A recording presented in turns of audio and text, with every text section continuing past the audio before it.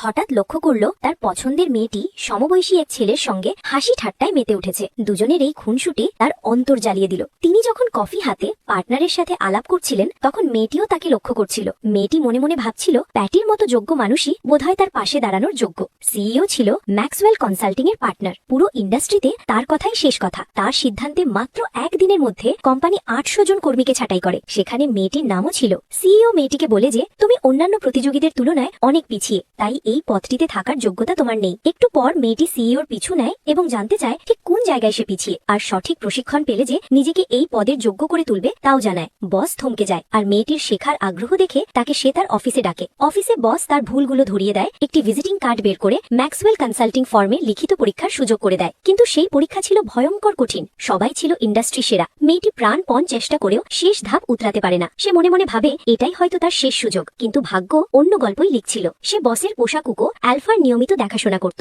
বস বাড়িতে না থাকালে সে দরজায় অপেক্ষা করত, কারণ বস তার ব্যক্তিগত জায়গায় অপরিচিত কাউকে পছন্দ করে না। একদিন অ্যালফা কোনোভাবেই শান্ত হচ্ছিল না। ওকে সামলাতে মেয়েটি ঘরে ঢোকে। ঘরের সাজসজ্জা দেখে তার মনে হয় এই সবকিছুই যেন তার বসেরই প্রতিচ্ছবি। অ্যালফা অসুস্থ হওয়ায় বস সেদিন অফিসে যায়নি। মেয়েটিও বসের কাছে যাওয়ার সুযোগ পায়। সে বসকে তার স্বপ্নের কথা বলে যে সেও একজন শীর্ষ কনসাল্টিং ডিরেক্টর হতে চায়। আজ হয়তো সে ম্যাক্সওয়েলে ঢোকার যোগ্য নয়, কিন্তু তার মানে এই নয় যে সে কখনোই যোগ্য হবে না। এরপর একদিন লোকটি বাড়ি ফিরে দেখে মেয়েটি লিভিং রুমের সোফায় ঘুমিয়ে আছে। লোকটি তার গায়ে একটি কম্বল তুলে দেয়। ঘুম ভাঙতেই সে বসকে দেখে ভয় পেয়ে জড়িয়ে কথা বলতে থাকে। লোকটি তাকে থামিয়ে দিয়ে বলে, তাহলে চলো এখনই টেস্ট শুরু করি। অবশেষে মেয়েটি ম্যাক্সওয়েল কনসাল্টিং এর সুযোগ পায়। চাকরির লেটার পেয়ে খুশিতে সে লাফিয়ে ওঠে। খবরটা জানাতে সে ছুটে যায় তার বসের বাড়ি। কিন্তু বস তার পোশাক দেখে রেগে যায় এবং বলে, একা মেয়ের একজন পুরুষের বাড়িতে এত রাতে আসা ঠিক হয়নি। মেয়েটি বলে, আপনি আলাদা, কারণ আপনি অ্যালফার বাবা, আর অ্যালফা আমার হাতে বড় হয়েছে। আমি বললেই সে যে কোনো খারাপ লোককে কাবু করতে পারে। লোকটি বলে, তাহলে দেখি অ্যালফা কার কথা শোনে। মেয়েটি অ্যালফা বলে ডাক দিতেই কুকুরটি দৌড়ে এসে লোকটিকে ধাক্কা দেয়, আর সে মেয়েটির একদম কাছে চলে যায়। শুরু হয় তাদের ভালোবাসা গল্প।